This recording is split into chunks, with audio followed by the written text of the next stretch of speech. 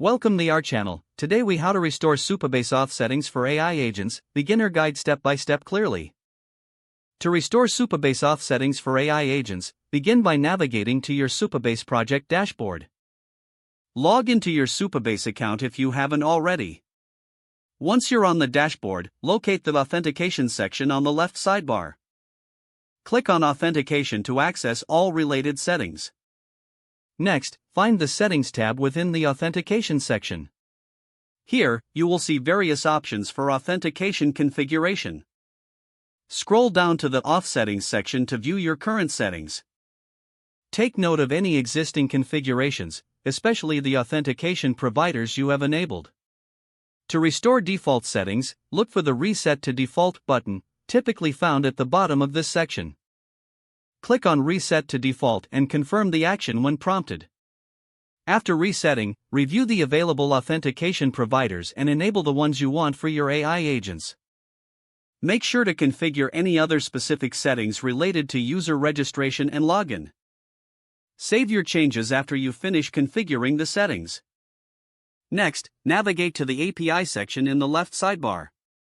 Here, you will find the keys necessary to integrate the authentication with your AI agents.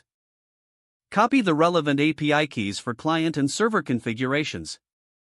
Ensure that your AI agents are set up to use these keys in their authentication process. Now, move back to the Authentication section and select the Users tab. Check if your users need to be migrated or restored from a backup, if applicable.